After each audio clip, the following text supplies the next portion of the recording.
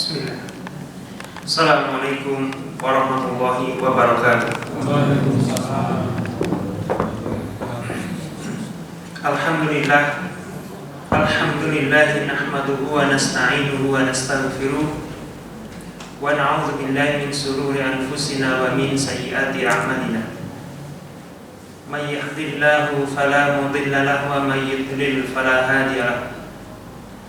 Asyhadu an la ilaha illallah wahdahu la syarika lah wa asyhadu anna Muhammadan abduhu wa rasuluh la nabiyya ba'dah. Allahumma shalli wa sallim ala nabiyyina Muhammad wa ala alihi wa ashabihi wa man tabi'ahum bi ihsan ila yaumil qiyamah.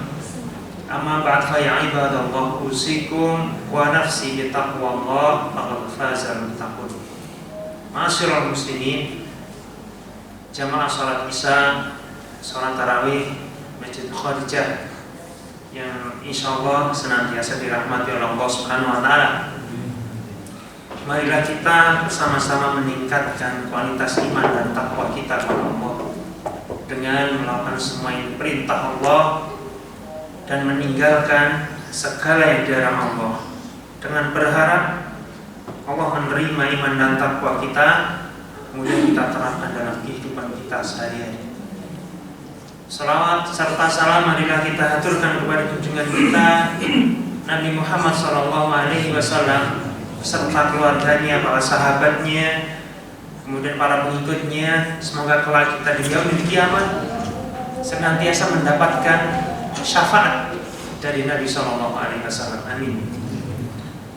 Ma'asyiral muslimin rahimakumullah. Di bulan Ramadan ini bulan yang istimewa. Karena apa? Karena di dalamnya Allah menurunkan Al-Quran. Allah menurunkan Al-Quran di dalam bulan Ramadan. Dan juga Allah menurunkan kitab-kitab yang lain itu di bulan Ramadan. Al-Quran itu adalah kitab suci yang agung, yang penuh dengan rahmat, yang isinya adalah petunjuk dari Allah. Kemudian Al-Furqan, pembeda antara yang hak dan yang batil. Dan lengkap isi Al-Quran itu. Oleh karena itu, marilah kita pergunakan Al-Quran ini benar-benar sebagai pedoman hidup kita, ya, sebagai tuntunan yang Allah hadirkan di setiap aktivitas yang kita lakukan, ya. Kita jadikan Al-Quran ini benar-benar sebagai petunjuk. Sebagai petunjuk itu seperti apa? Seperti kayak Google Map. Ketika kita menuju ke suatu daerah yang tidak kita kenali, maka kita butuh Google Map itu. Untuk apa itu tujuannya? Untuk petunjuk. Al-Quran juga seperti itu. Kita pergunakan sebagai petunjuk. Agar apa? Agar kita tidak tersesat dan kita tidak menyesatkan orang. Inilah tujuan Al-Quran. Oleh karena itu, marilah benar-benar kita pegang teguh Al-Quran itu. Dan juga Al-Quran sebagai Al-Furqan. Al-Furqan itu pembeda antara yang hak dan yang batil, ya, agar kita semuanya on the track, ya, tidak tersesat, ya, berada di atas jalur, di jalur bingkai ketakwaan dan terhindar dari apa-apa yang batil. Ma'asyiral muslimin rahimakumullah. Pada dasarnya Al-Quran itu Allah menurunkannya tepatnya itu pada malam Lailatul Qadar. Malam turunnya Al-Quran itu pada malam Lailatul Qadar, ya, malam Lailatul Qadar. Atau di negara yang kita cintai ini biasanya dikenal sebagai acara Nuzulul Quran. Turunnya diperingati turunnya Al-Quran. Tetapi menurut hadis yang sahih, turunnya Al-Quran itu pada malam Lailatul Qadar. Ada peringatan Nuzulul Quran tanggal berapa? 17 Ramadan. 17 Ramadan berarti tanggal tadi masih di dalam 10 hari yang kedua. Padahal Rasulullah SAW mengabarkan kepada kita Lailatul Qadar itu cirinya adalah berada di 10 hari yang ketiga, yang terakhir. Jadi malam ganjil, itu yang hadis-hadis yang sahih. Jadi Allah a'lam 17 Ramadan itu dari mana itu ambilnya. Kita tidak bahas tentang itu. Masyaallah muslimin rahimakumullah.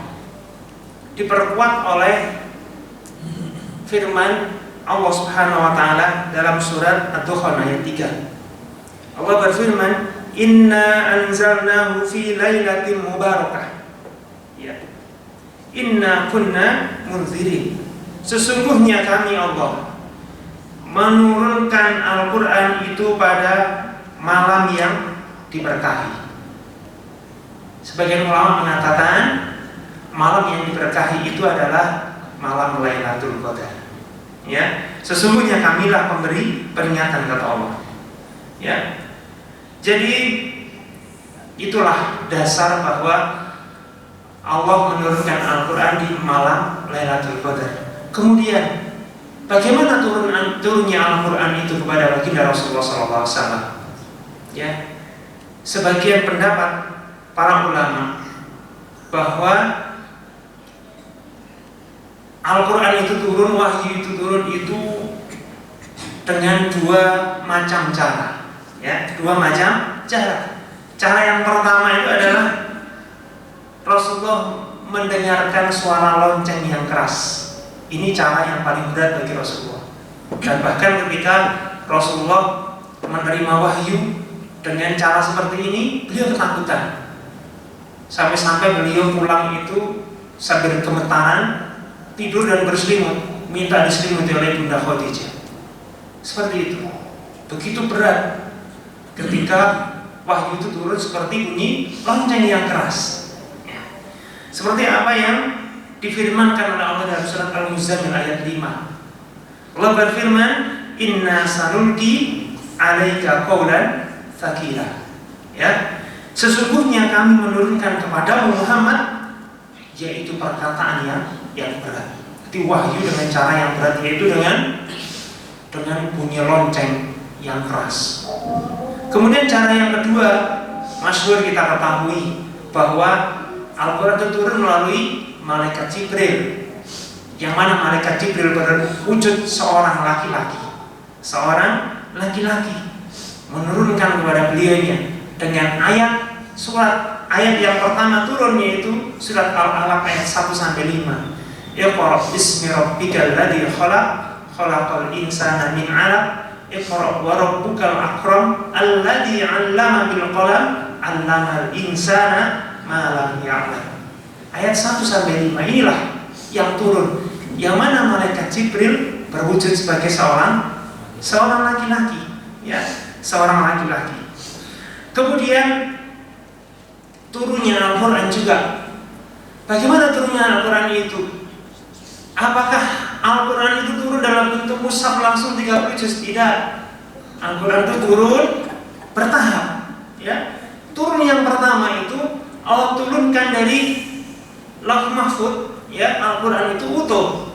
Ya, ini yang dimaksud dengan inna anzalna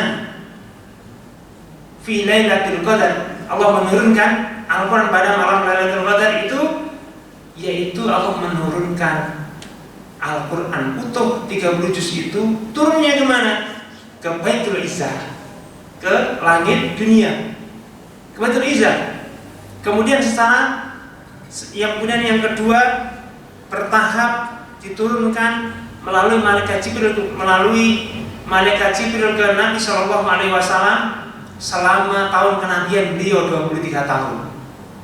Diturunkan berangsur-angsur, ya, berangsur-angsur, ya. Oleh karena itulah, maka tujuan apa? Tujuannya apa Al-Quran ini? Kalau kitab-kitab yang terdahulu tidak seperti ini turunnya. Kalau kitab-kitab terdahulu itu turunnya langsung. Kitab Injil, Taurat, Suhuf Ibrahim, ya, semuanya itu adalah turunnya langsung. Kalau Al-Quran tidak, ya, Al-Quran tidak. Tujuannya apa? Tujuannya untuk meneguhkan hati Nabi Muhammad SAW dan juga meneguhkan orang-orang yang beriman, ya, dan menjadi petunjuk serta kabar gembira bagi orang-orang yang berserah diri kepada Allah Subhanahu wa Ta'ala. Masyaallah muslimin rahimakumullah.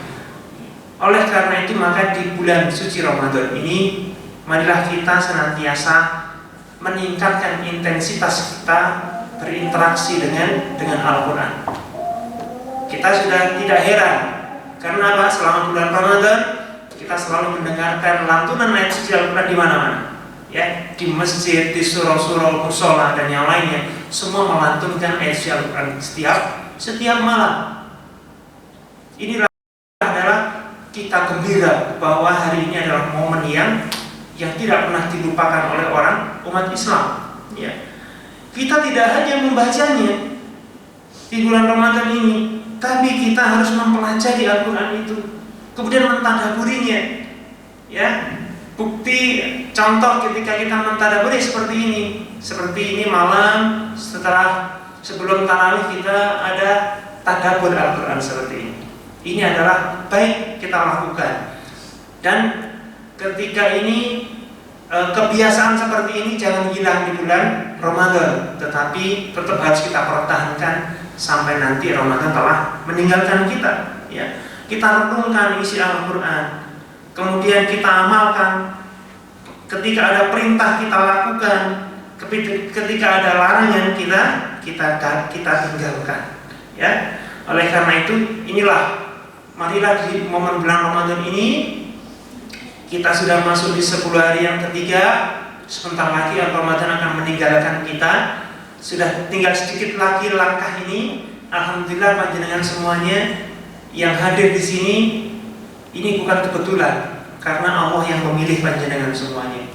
Allah pilih bahwa panjenengan adalah orang-orang yang istiqomah. Semoga istiqomah ini terus kita lanjutkan sampai nanti Ramadan meninggalkan kita. Amin. Semoga akhlak Ramadan itu terus kita bawa di luar Ramadan. Amin amin ya rabbal alamin. Semoga Allah memberikan kemudahan kepada kita untuk selalu istiqomah. Demikian, semoga yang sedikit ini bisa kita ambil hikmah, kita ambil pelajaran, kemudian kita laksanakan semampu kita. Amin. Kurang lebihnya mohon maaf. Assalamualaikum warahmatullahi wabarakatuh. Salatu jami'ah.